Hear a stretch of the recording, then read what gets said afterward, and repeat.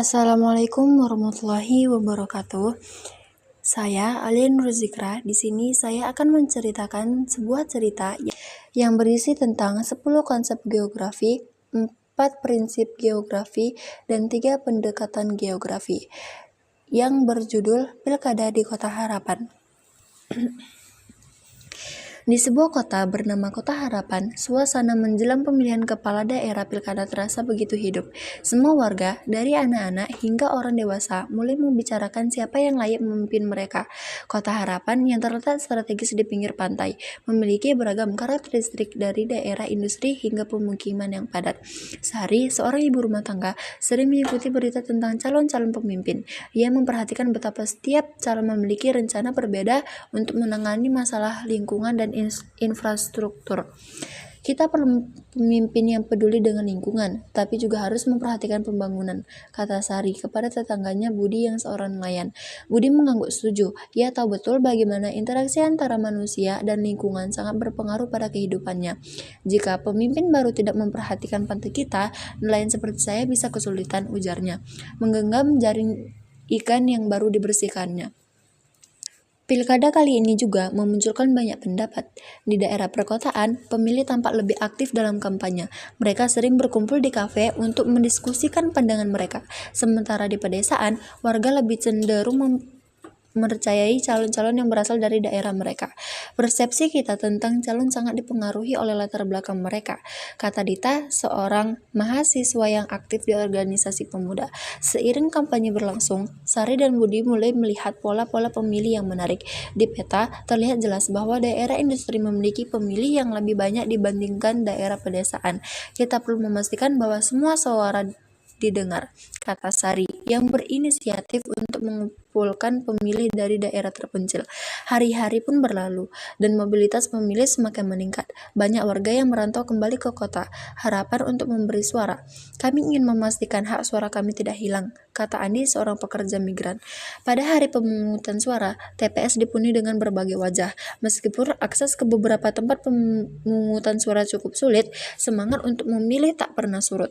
Sari merasakan kegembiraan di sekelilingnya. Ini adalah kesempatan kita untuk menentukan masa depan kota kita, ujarnya penuh semangat. Setelah pemilihan selesai, hasilnya diumumkan dengan meriah. Warga Kota Harapan berkumpul di alun-alun, menanti dengan penuh harap. Pemimpin baru yang terpilih berjanji akan memperhatikan semua elemen lingkungan, ekonomi, dan kebutuhan masyarakat. Kita akan bekerja sama untuk membangun Kota Harapan yang lebih baik, teriak sang calon yang terpilih disambut sorai warga. Kota Harapan dengan keragaman dan dinamikanya kembali menatap masa depan. Sari, Budi, dan seluruh warga menyadari bahwa pilkada bukan hanya tentang memilih pemimpin, tetapi juga tentang partisipasi aktif dalam membentuk masa depan kota mereka. Dengan semangat dan kebersamaan mereka siap melangkah menuju perubahan. Oke, dari cerita tersebut yang terdapat konsep geografinya itu adalah lokasi, yang termasuk Kota Harapan yang terletak di pinggir pantai. Itu termasuk konsep geografi lokasi. Yang kedua, morfologi, beragam karakteristik antara daerah industri dan pemukiman. Yang ketiga, interaksi dan interdependensi, perhatian calon pemimpin terhadap lingkungan dan infrastruktur. Yang keempat, pola, distribusi pemilih yang lebih banyak di daerah perkotaan. Yang kelima, diferensiasi, pandangan warga terhadap calon berdasarkan latar belakang mereka. Yang keenam, skala, fokus pada isu lokal dan hubungannya dengan kebijakan provinsi. Yang ketujuh, keterjangkauan, keterlibatan KPU, partai politik, dan lembaga pemantau. Yang kedelapan, nilai kegunaan, kampanye, debat, dan pencoblosan yang mempengaruhi pemilih. Yang kesembilan, aglomerasi, kembalinya pemilih yang memantau untuk memberikan suara. Yang terakhir, ada keterkaitan antar ruang, penataan TPS dan aksesibilitasnya. Itulah 10 konsep geografi dari cerita di atas. Yang selanjutnya ada 4 prinsip geografi. Yang termasuk dari cerita tersebut adalah yang pertama, prinsip korologi, jarak antara pemilih dan TPS. Yang kedua, prinsip deskripsi, tantangan akses ke beberapa TPS. Yang ketiga, prinsip interrelasi, interaksi antara kebijakan calon dan kebutuhan masyarakat. Yang terakhir ada prinsip distribusi, keragaman distribusi pemilih di Kota Harapan. Dan itu 4 prinsip biografi dari cerita di atas. Yang terakhir ada 3 pendekatan geografi.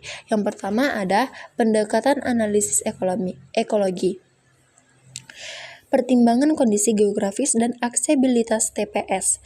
Yang kedua, pendekatan analisis keuangan, analisis latar belakang sosial dan ekonomi pemilih. Yang ketiga, pendekatan analisis kompleks wilayah, dampak kebijakan calon terhadap pertumbuhan ekonomi lokal. Dan segitulah 3 pendekatan geografi dari cerita tersebut. Oke, segitu saja tugas remedial dari saya. Mohon maaf jika ada kesalahan. Saya akhiri. Wassalamualaikum warahmatullahi wabarakatuh.